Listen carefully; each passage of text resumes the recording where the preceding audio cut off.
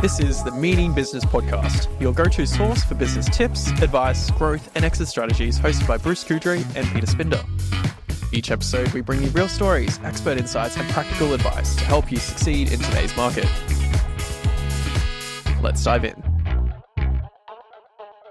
Well, started out in the late 90s when I was about 15 years old. I got a job in Mayfair in Albemarle Street in London, and my friend got me in the position as an apprentice hairdresser, and it was the place to work, probably now as well, but back then it was unbelievable with the clientele that came into this place. Michael John was the name in Mayfair.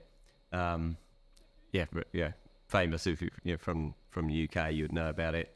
And you would have Princess Anne, Zara Phillips. Wow. You would have the chick on The Weakest Link, Anne Robinson, Simon Cowell from Pop Idol. And so you dealt with all these celebrities.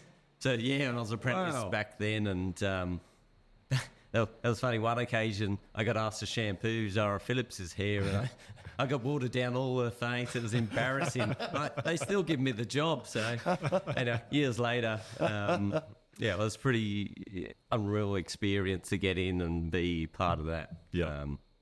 Growing up. Yeah. So that's how I started. I got into the hairdressing world, and then from that developed into senior hairdresser. Traveling the world on cruise ships, working there, own my own salon. Nice. And now we're here. So the salon that you own, did you own that over there, over here? It's up in Queensland. Yep. So you owned it in Queensland, and obviously, we're talking about business broking here and selling businesses, and you're now selling salon. How did that happen? How did you go from being a hairdresser to selling salons? So being a hairdresser, salon owner, I wanted a career change, and I was looking at selling my business, and I just felt no one really understood kind of my business, what we were doing. So I just, that was the leap. And then I went, hey, I'll have a crack at the brokering. Started out, and to be honest, the first year was pretty terrible with kind of one or two deals. It was a huge learning curve. Learned a few tips and tricks along the way. And then now to 10 plus years, the team selling an awful lot of salons, helping people exit and buying businesses, and really linking up buyers and sellers, and knowing the industry as well as the brokering side is just very awesome. So you probably never imagined when you were that 15-year-old kid at Michael John spilling water over Zara Phillips' face that you'd be selling businesses in Australia. No idea. No idea how things just changed. It's incredible. Yeah. So just back to that, Michael John, Mayfair. Mayfair is a posh area for those that don't know. It is. Yeah. And is that near Salon Square? And everything's just close enough. Yeah. Yeah. So, and did you live in Chelsea at that stage? Or did you live in South London? No, so I lived about an hour away from London, so I used to go in on a little scooter, moped, because of the traffic and the rain. And we would, back then you would do, start at 7 and finish at 7 or 8 at night. It was a hard shift. Everyone was smoking in salons. You had to clean the ashtrays out, and it was a good learning. I become very good in what I did.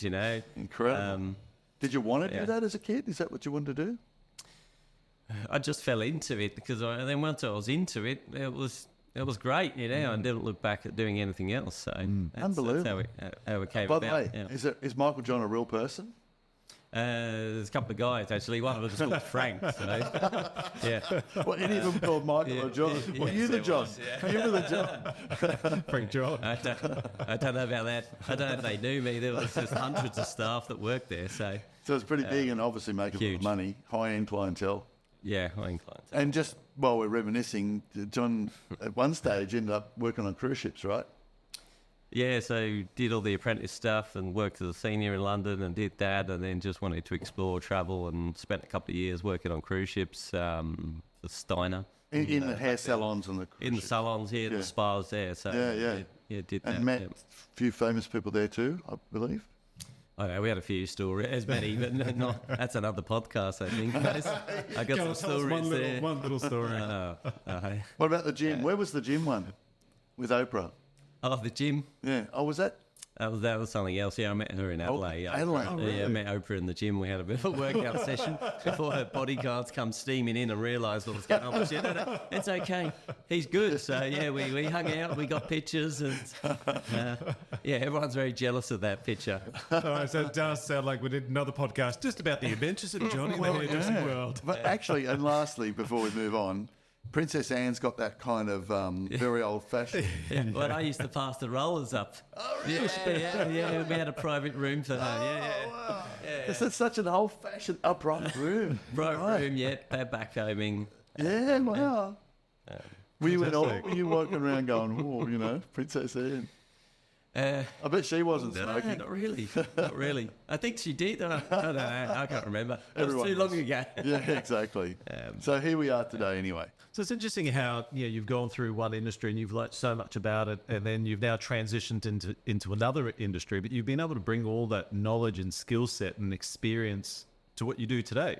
And that's I guess, part of the secret sauce of why you and your team are so successful. Yeah. Are the other members of the team former hairdressers and from the industry as well? Yeah, in our team at Benchmark, we have, everyone's linked to salons. They've all owned salons, had a background family in salons as well. So everyone's real connected, which is great. You know, and I think a lot of our sellers love that. We have that connection, the understanding, and can build that rapport and generally marry the business up to the right people. And there's different types of salons. You've got really the owner-operator ones where... there's a hairdresser or a beauty therapist working in there, maybe one or two other staff. The owners are full-time. You've got another level I call kind of a partly managed, where the owners are a couple of days a week in those salons. And then we've got the fully managed salon. So the fully managed is where the owners are not involved in there. They're not on the tools doing facials, cutting hair. And that's kind of another bracket. And, there's a mixture of buyers. You've got... the hairdressers buying themselves, their first business or second business. You've got chains added on more.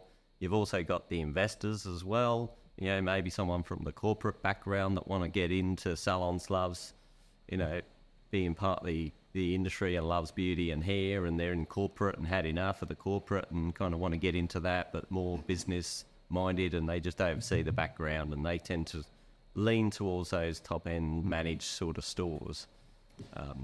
So that means sorry, just jump in there with that bracket, there's scale. And John's told me that lately the biggest area of buyers is investors. It is, yeah. Which wasn't the case 5 years ago.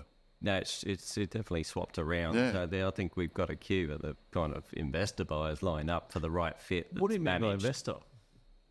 I suppose what I mean by investor is someone that's probably not from the industry, not a hairdressing background, a beauty background, or from the clinic space. So they've got a bit of cash. Are they, I don't know, private individuals that might have made some money in the property boom? Are they corporates, organisations? What do they look like? All mixture. Yes, all of those aboves, But yeah, it could be just... ladies that worked in corporate, just in admin, and had enough of the 9 till 5, and just goes, I've got a bit of money here to spend, and can oversee the business from that perspective. It's interesting. So there's value in building a more managed or semi-managed salon. You will get higher value. You'll get and generally that kind of, let's say, investor people, with not experience, but maybe the business experience, they do have the a bit more of the funding and can kind of go and reach those higher amounts. So we just sold one to a guy that was former AFL player, had kind of good conference businesses and run a whole heap of different businesses, and getting into the beauty sector, just bought a chain of 4 salons. Oh, wow. For some decent dough. Yep. That was him. So I think, just to jump on that, it's not just in salons, but across the board, but particularly in the salon area where it wasn't really a thing, it's become a thing, where people are aware now. I think it's started in the UK, in my opinion. People are buying businesses because, you don't get much money in the bank. Shares are not very good. You can get a great return if you buy a good business or businesses and you run it well, or you don't have to work in the business. You have to be a good business owner, not a good business operator. But that's becoming a real area for John. And do you think that this trend is going to continue with the technologization of the world, and we're becoming more and more AI, and everyone's going more and more digital. Do you think these sort of businesses where actually the human connection is still maintained, the human connection is so important in the salon industry? Yeah, that's a good one, because the biggest feedback I get is from the investors. Everyone, it's service-based. Everyone needs a haircut. No robot's going to take over that. So, Can't get it on the internet. Yeah, exactly. And it's an attractive proposition. And there's multiple that we've sold, over 10 years plus that have bought 5, 6, 7, 15 stores from us over the years and developed an amazing chain of stores. And these guys are, one guy was a taxi driver when he first come, bought one, and now he's got 3 and known them for the last 10 years and knows more about the salon stuff than me these days. But at the start, he was ringing me with questions, and we'll help him give it a go and make it work. That's incredible. You've just sort of blown my mind, because I've always had this perception of, who would buy a salon, and I never really thought that it would be that sort of investment choice. Yeah. But as you're talking, I'm thinking to myself, it's something I need to look at as well. It's interesting. Yeah. How it's evolved. I think what we're talking about today is aimed at, for a lot of people who own salons, to hear what we've got to talk about, and to just have that simple thing. Identification of the categories is one. Absolutely. The fact a lot of business owners probably wouldn't be aware that there's investors it's a growing part of the market where people are looking to buy to invest rather than operate. That's a new thing, and I think that's going to continue. And the other thing is, when you work in a business like the hair and beauty industry, it's a tough gig. You got to give great service. You got to retain your customers. You've got a lot of competitors out there. It's not an easy business. But people forget the upside too, which is your customers are pretty much married to you, because they've got to come back to get their regrowth tinted or, hair and beauty is one of those fundamental things. People will stop buying food or going on holidays, but they've got to get their hair done. They do. Right, John? Yep. Yeah. I agree, for sure. So even through COVID. Yes. Those times, Exactly. And people who work in, cabin crew on an aeroplane, or they've got a real estate, they've got to look good, and so it's not an industry that's going to have a threatened or a short-term lifespan. This is something that's going. Yeah, well, even GFC time, we were super, super busy back then, and everyone was going, "Oh, how's it going?" But it's always been gangbusters for us. And is there? Do you find that it's also regional? So do you find that sometimes some markets go up, other markets down? So say for a while, Queensland might be better than Vic, or you might find SA is better than WA, or is it? It doesn't really matter. No, I think it's kind of general, but we, being national wide benchmark, we're all over the country, so we do have people crossing over different states. We've had multiple people buy remotely as well, but different states, people buying to move in. Regional sometimes can take a little bit longer to sell. Sometimes finding that right person moving out there. It might be a husband and wife, a police officer moving to the middle of the country somewhere. That hey, you've got a salon. So can take a little bit longer, but we've just sold something regional Victoria recently, and cash deal buyer was a good transaction for high dollar value as well. So. You never know when the right person's coming through. Okay. So it's not a limiting factor as such in terms of location. No. But can I just say, just to add to that, in other sectors, I can see that some markets are up and down. Yeah. Like, for and that's example, why I was asking. Yes. So right now, Melbourne is down. Melbourne is the lowest. Sydney is the next lowest. Adelaide's pretty good. Perth is great. West Australia's great. And Queensland is booming. With salons, I don't think it's affected by that at all. It's so steady because of whatever the market forces are. It doesn't really change, right? Yeah, correct. That's right. Which is a great thing. That's exactly right. Yeah. And you might get someone from Brisbane moving back to Melbourne, or vice versa, or they got the husband or has got a job somewhere else, or whatever it may be. So, how many salons do you think you've sold over the years? A good few hundred. Yeah.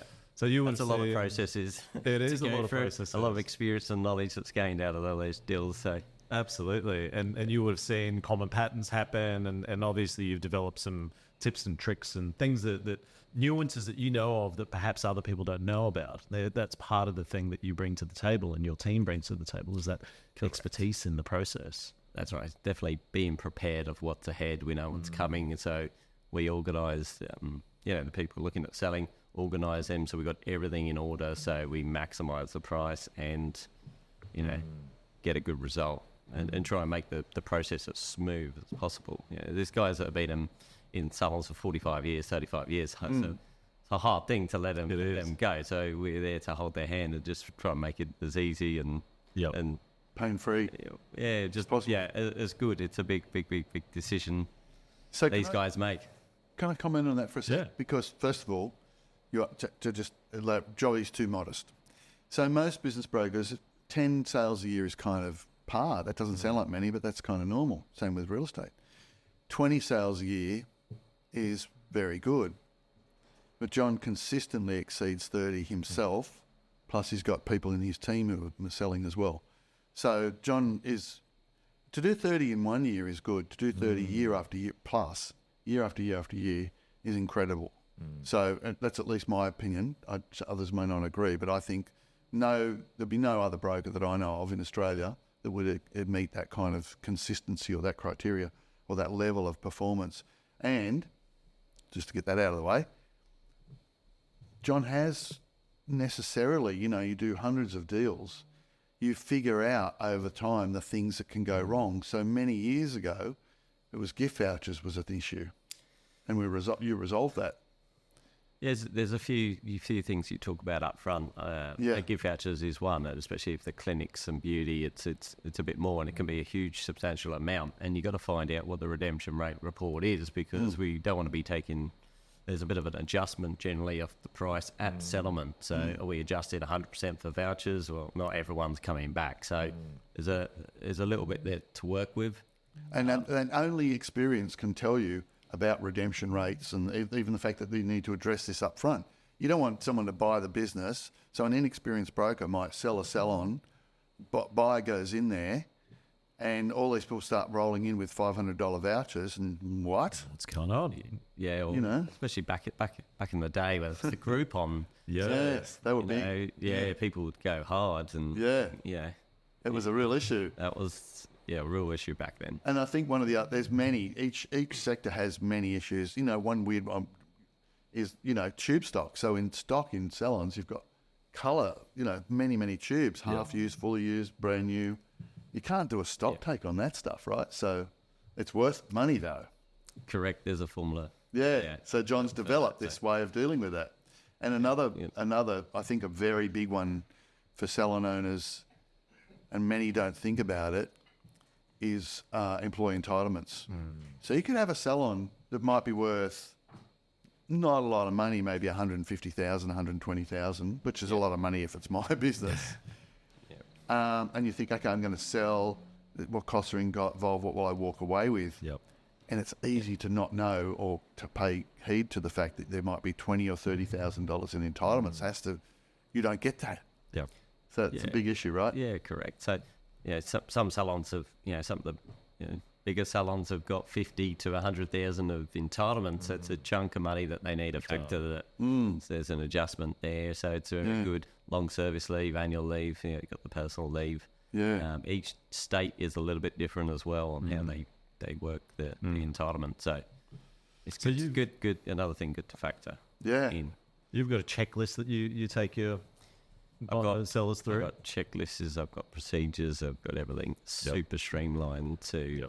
Well, I guess that's why he can do 30 plus transactions a year. I mean, you can't do that without really, really tight processes and systems. Exactly. I mean, at Benchmark, we've got about 57 people work with us, and guys like John could not handle the volume if they weren't organised. And I love the way John, when he's working, he's working. He's not having coffee and talking in the kitchen and going for lunch and, talking about the footy. He just gets the job done.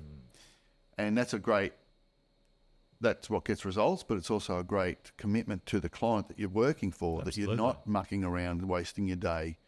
You're focused on getting the job done. We'll come back to how you make sales in a minute. But I just wanted to sort of talk about the history, and the fact. So that's enabled John to help people to get their business ready for sale, and that's why we've got this little thing here called the 7 tips for preparing your business for sale. So I thought we'd just run through that quickly today as well, John? Yeah, it sounds good. Yeah, So sure. I mean, it's really helpful with that. I was looking at selling. I definitely would Oh. have a flick through that, even if it's 5 years, 2 years, 6 months down the track, just to get yourself Or never. organised and just get your head around what I need to do, when that time's right to exit. So there is that important message there that pick up the phone, call Johnny and the team sooner rather than later, or go to our website, download the information and educate yourself sooner rather than later, and don't wait till the day when, I need to sell today. Well, actually prepare in advance and think about these sort of things in advance. So we get, we speak to a fair few sellers, and a lot of them are probably not ready yet. So no one's planned to go, I'm going to sell. It's like something's happened, or so, and it triggers it. But there's multiple over the years that we said, hey, look, there's a few things you could do here, and they might have gone away for a year or 2 years even, and come back and gone, look at it, and we've actually maximised price and got great results because they've kind of done a few of the tweaks we've suggested. Fantastic. And then, they're ready then. Some people know they're ready to go now, health issues or whatever it is, and they're, we'll get it listed and sold. So the 7 things that, there's many more, but the 7 things that John has got in his little booklet that he gives to people talks about being ready, planning, staff, price, tenure, the lease, cash in the business, dealing with key staff, and having a specialist business broker to work for them. So I'm confident that if you're in a salon business, whether you've got an owner-operator, a semi-managed or a chain, if you just have a read through those 7 tips, one of those or more areas are going to be areas that you can address now to maximise the value of the business, or make it easier to sell or quicker to sell when the day comes. Would you agree? That's exactly right. Yeah, I agree, Bruce. Yeah. So a lot of people, especially the owner-operator, are really panicky about telling their staff when they tell their staff how to manage the staff. And that's another thing that I guess you've got good at dealing with. And look, we suggest keep everything super confidential through the whole process, from initial until pretty close to settlement, for sure.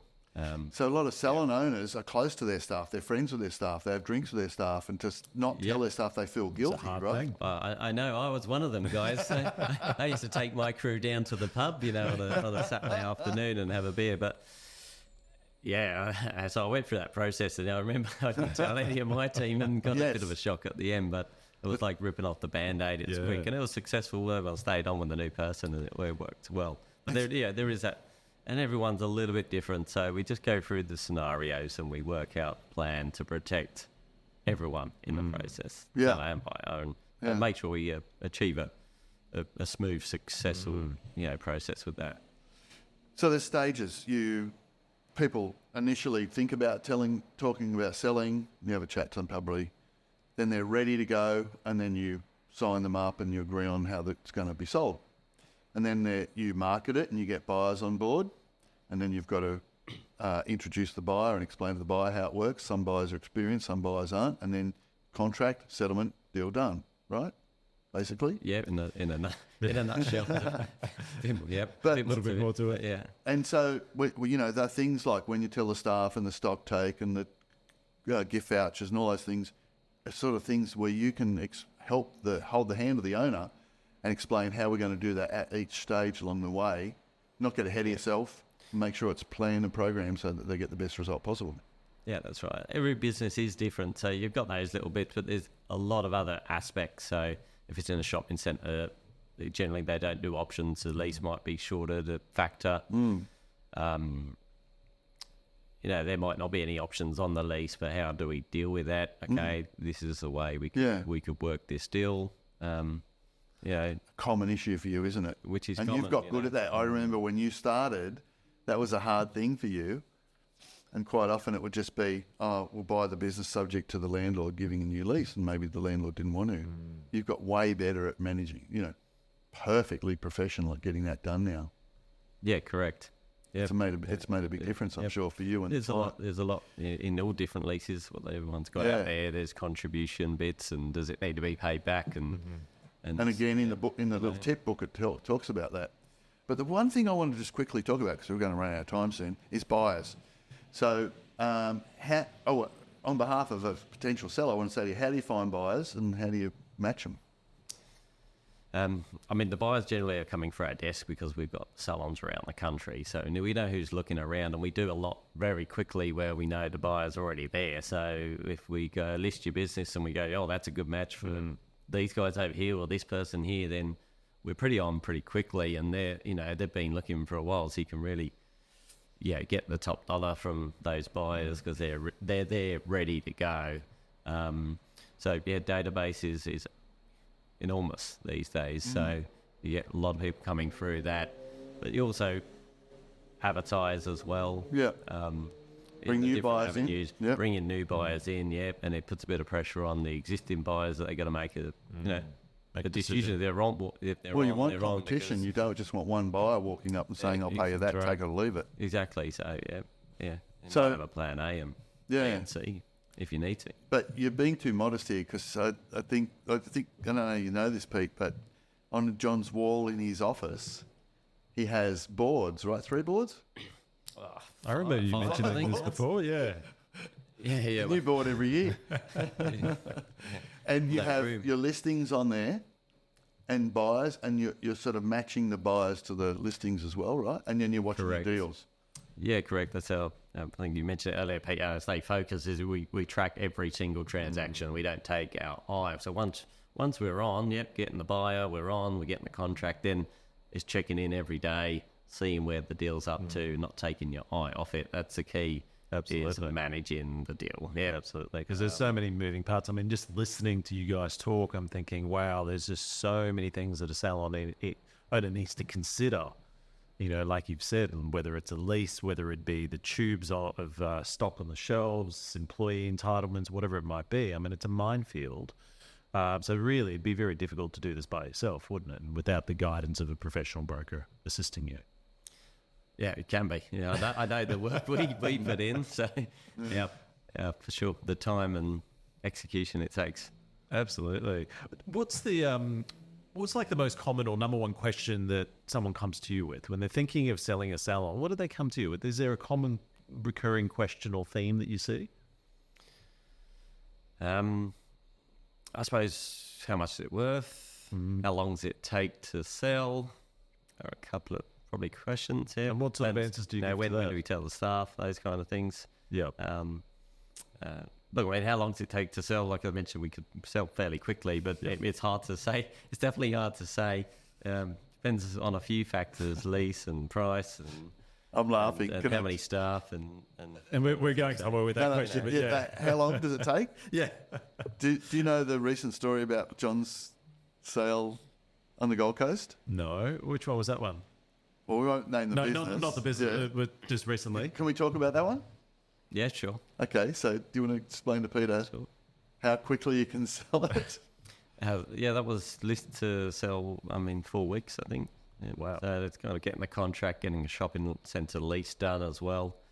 That's the quickest you probably kind of deliver. Yeah. But, once you get the buyer, then the process normally takes 30 days, 45 days because you've got, due diligence, for example.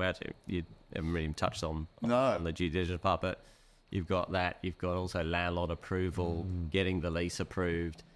We've got down pat as well in managing the process when you do get to that is making sure we achieve a positive result with the landlord. And we don't have issues that they're going to reject the new person coming in, and we try and make that as smooth as possible because that can be really tricky. Different types of landlords out there, and some can be, tough. So we do leasing. We're doing leasing every day, every time. Managing that is spot on if you been through it enough times and know that. So 30 days, 1 month. That's unbelievable.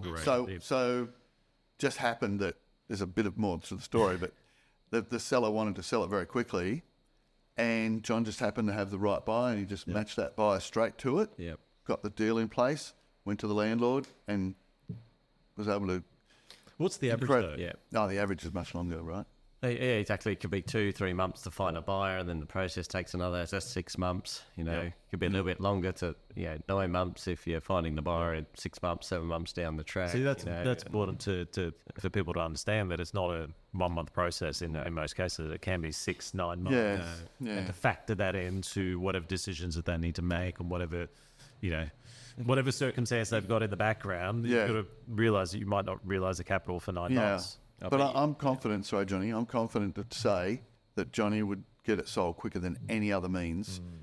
You asked before, a lot of salon owners try and sell, to try and save money and do it themselves. They probably feel like no one knows my business better than me, so they'll have a go.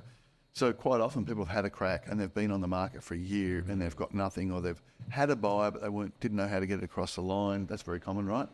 So John comes on board, helps to get ready, goes through the tips, and that doesn't mean it's immediate either, but going to get sold. It's going to be sold.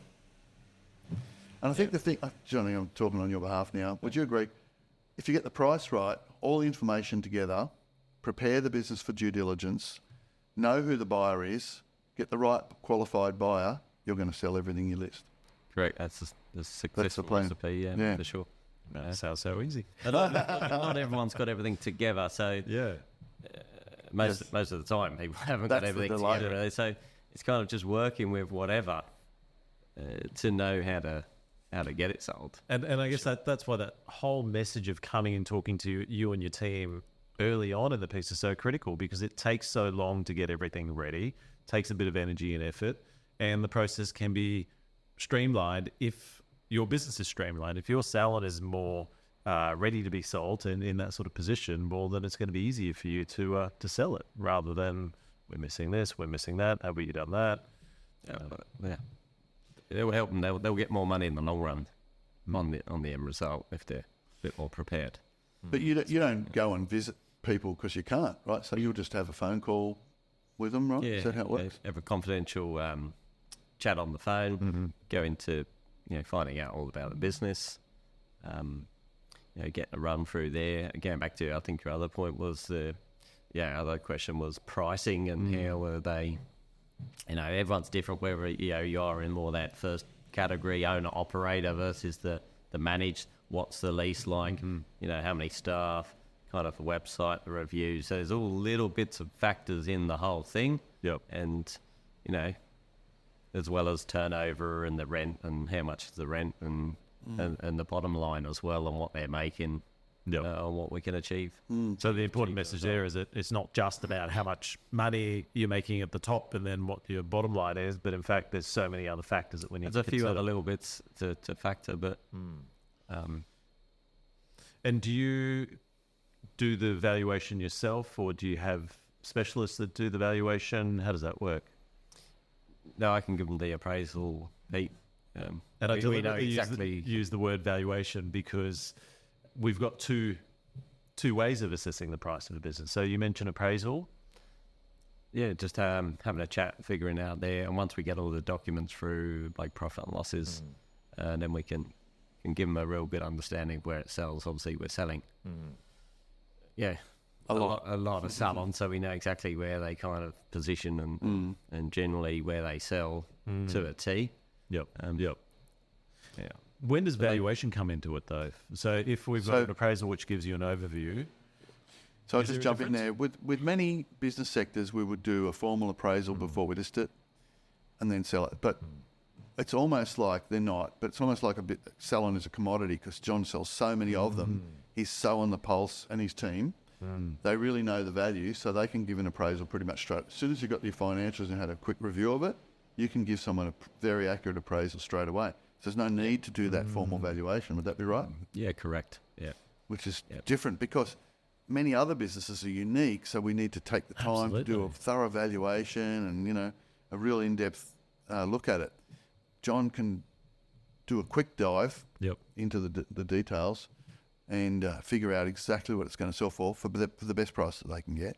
So then again, no wonder you're selling so many. I mean, ultimately, you've got the processes and systems, you know the industry, and then you know the pricing so well that... It's a cycle. Absolutely. Yeah. I suppose, I'm not... Yeah, a lot of brokers that will say, we're selling a cafe or fish and chip shop, and we're not selling anything else, It's salons, day spas, clinics. Pure. Is pure. This what we're specialising in it. Yeah. So, can we wrap it up in a minute? Yep. I was going to just throw in my little spiel here. Maybe I'm not the right guy. I should get the salesman to do it. But anyone who is in the salon industry who wants to know how to, prepare their business for sale, can contact us at benchmarkbusinesssales.com.au, benchmarkbusinesssales.com.au, and get a free copy of the 7 tips to selling your salon.